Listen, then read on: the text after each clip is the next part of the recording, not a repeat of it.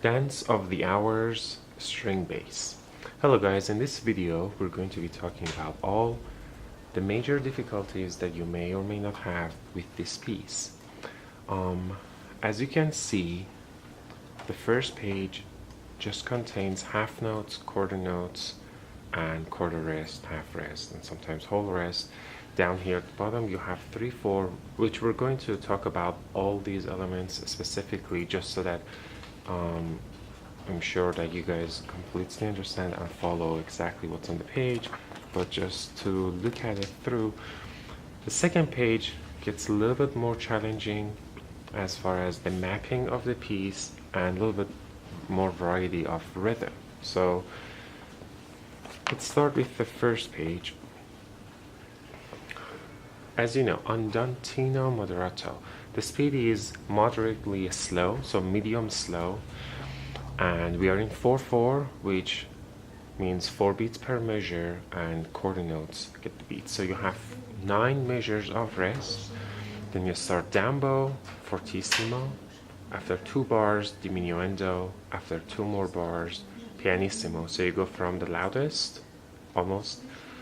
After 2 bars, you start decrescendoing, and within 2 bars, which means 8 beats, you have to reach down to pianissimo.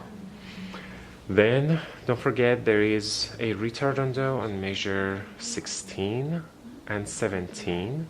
So when you hear other instruments in the orchestra, they're slowing down, make sure you also start counting a little bit slower. So by the time you're at measure 18, you would know that the tempo would start at measure 18 so that you're all on time. I would suggest you guys to highlight all these signs that you see, all the articulation signs, including fortissimo, diminuendo, pianissimo, pizzicato, arco, ritardando, whatever you see. It's the best if you can highlight them, so then when you go home and practice, your brain doesn't necessarily have to focus on the highlighted ones anymore. You would be able to see them more naturally. So then you have a lot more focus on the notes and rhythm. The rest is very easy, very simple. G, 3 beats of rest. You guys already know how to play these parts. C sharp, just make sure you're reading the notes correctly as far as accidentals go, as well as articulation. So again, since your part is very easy notes wise, playing the notes are not difficult, at least on the first page. The challenging part is to play them correctly with all the articulation that's marked, all the pianos, all the signs, and so forth. Again, you have arco, pizzicato, arco, down bow, staccato. As you can see, follow everything you see here. And again, there is a ritardando here in measure 45. Back to a tempo, pizzicato, forte with B flat, B natural. These are all the little details that I want you guys to focus on all the way up to here.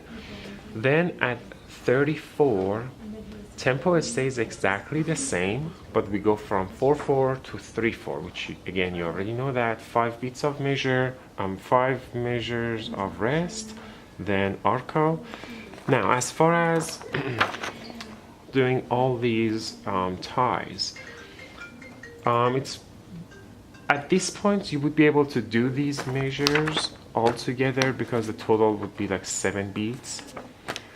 But in the other piece, Romeo and Juliet, for instance, once we get there, some of the ties are not necessary. It would be a lot better if you play them measure by measure. We'll get there after this piece. So here's the challenging part that I actually wanted to talk to you about. Allegro vivo is pretty quick, pretty lively, pretty fast. You go from 4/4 to 3/4, then 3/4 to 2/4. Now, each one of these 2 notes together are 1 beat. So dotted 8th note followed by 16th is your beat 1. Another dotted 8th followed by 16th is your beat 2. And that's one of the reasons they are being together like this, as you can see. So think of having obviously 2 beats per measure, 1, 2, 1, 2, right? And if you remember subdivisions for quarter notes, which would be the first one would be eighth notes, you count them as 1 and 2 and. So 1 and 2 and 1 and 2 and 1 and 2 and. The next subdivision for 16th would be 1E and or 2E and or 1E and or 2E and or, right? 1, 2, 3, 4, 2, 2, 2, 3, 4. Dotted eighth gets 3 of those 16th notes in it. So if you want to count it with subdivision, it's simply 1E and goes all the way for 1E and for the first dotted eighth note. The ah, which is the fourth part, the last part of beat 1, is the 16th note. So 1, 2, 3, 4, 1, 2, 3, 4, 1, 2, 3, 4, or 1E and ah, 1E and ah, right? The other way that you can think of it is long shorts. So long, short, long, short, long, short, but keep in mind that the long part should be 1E and. So if you divide the first beat in 4 equal parts, which would be 4 16th notes, 3 of the 16th notes are for dotted eighth, and here's your fourth one. And that completes your beat 1. When you go to beat 2, same idea, 1E and ah. So ta, ta ta, ta ta, ta ta, ta ta. Right? But since the speed is much faster, it's bum pa pa pa pa pa pa pa pa, yeah, ta ta ta ta ta ta ta ta ta, right? Make sure you're a little bit closer to the frog. Start down bow and play it as fortissimo, ta ta ta ta ta ta ta ta ta. And you could also measure. There's only 2 measures of this rhythm that you have, but if you like, you could number each beat that you play this figure with, so that you have a tracking number to follow. Moving on, measure 77, and notice that there is this sign, which then you're going to go back to. Right here at the end of measure 111, you go back to the sign. First violins play during these 3 measures of rest that you have. Then at measure 77, you all start again. Then you continue all the way to where it says to coda at the end of measure 91. So you do play measure 91, but instead of playing measure 92, then you go to the coda at measure 112 down here. Now another suggestion would be to color code these vocabularies. DS or coda, back to the sign, you can highlight it with one color, and to coda and to the coda sign, you can highlight these 2 with another color. So then by the time you see, because the music is specifically on the second page, the rhythm is fast, everything is happening pretty quickly, and you have a bunch of repeats within each sections of this piece. So there is many things happening at the same time. The last thing you want is to get lost and try to find what the mapping actually was on that page. You simply don't have enough time to try to pinpoint where you were supposed to go back to. So by highlighting them in specific colors, the corresponding colors, your eyes would be able to just go back to the exact color immediately. So that would actually help a lot. So make sure you do that as well. As far as first endings and second endings, you already know how that works. At 93, you start your repeats all the way to the end of 106, and then you take the repeat back to 93, but this time you don't take the first ending, you continue with second ending, and then you take the sign, go back to sign at 77 to the coda, and then jump down to the coda, and that's it. But notice, there is another repeat here for the coda, as you can see, right?